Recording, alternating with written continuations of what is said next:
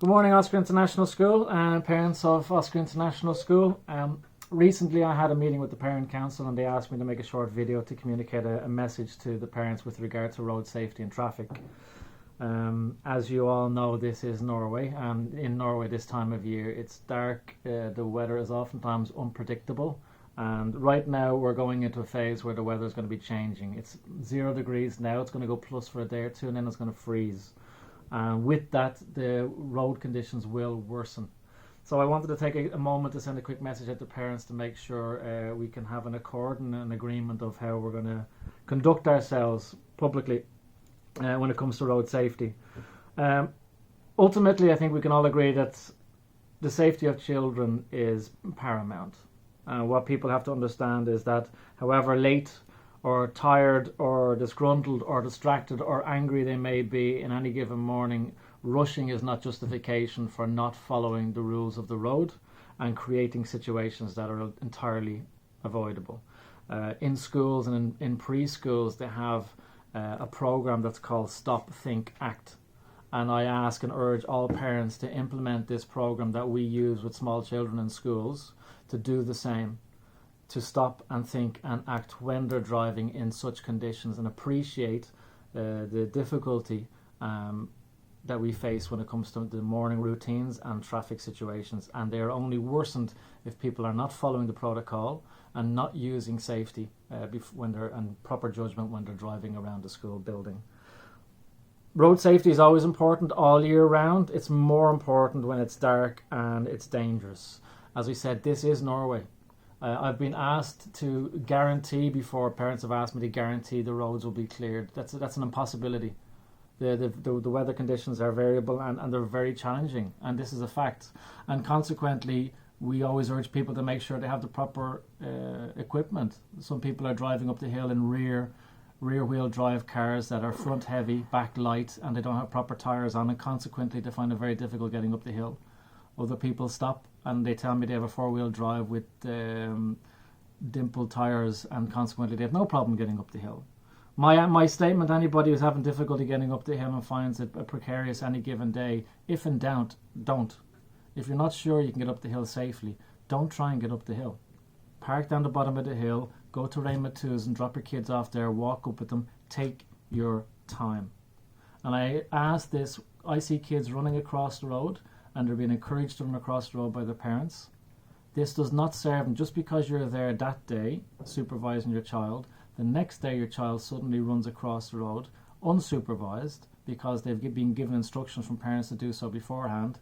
There's no consolation to anybody if that child is hit by a van or a truck when they haven't been using safety when crossing roads. So follow the roads. Hurry is not a justification, and is no consolation if a child ends up dead or badly injured because we were in a rush. People tell me they use the words, for example, crazy, bedlam, madness in the car park. It's about 5 or 10 minutes, ladies and gentlemen, where we're very busy. And 5 or 10 minutes is the amount of time everybody can comfortably sacrifice to make sure everybody gets home safely. It's a very small request I'm asking, and I'm asking everybody to conduct themselves properly. For example, the use of car horns should be limited for highlighting dangerous situations. We don't use the car horn to greet friends. We don't use the car horn because we're annoyed or frustrated. We use it to highlight and focus on dangerous situations that are taking place.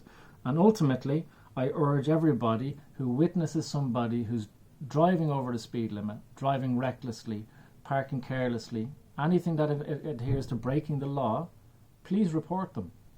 And I don't mean report them to me, because I am not the law. The police is who should be reported to. I have no problems with reporting somebody who does not adhere to the letter of law, and anybody who jeopardizes the well-being of a child, I'd happily report them to the police, and you should do so too. So on that note, I urge everybody to please be mindful of the changing weather conditions that we face here on a day-to-day basis. My staff, for example, this morning were out shoveling snow and clearing snow because it hadn't been done. They spent 30 minutes clearing the entrance to the car park. I then followed up and went out and spent 30 minutes clearing snow and putting down gravel.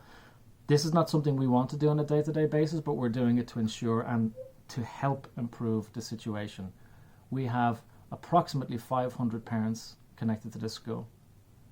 Everybody is allowed and willing and able to help. We had 2 parent volunteers every day this week and last week, if memory serves, and that's been absolutely fantastic. They've been proactive, they've been directing traffic, they've been standing there willing and able and enthusiastic about helping the school. As I said, 500 adults could literally volunteer 1 day a week if everybody joined forces and worked together as a community to identify and alleviate the situation, the problem we face. This is not this year, this is every year, this is every January, every winter. We're always going to face these conditions. And as the population increases, all the more reason for people to behave themselves and act in an appropriate, responsible fashion. And ultimately remember, the children emulate the behaviour they see.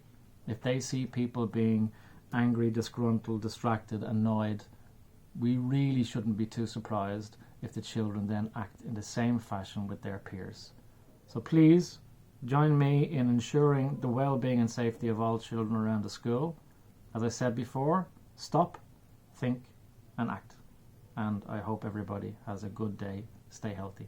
Thank you.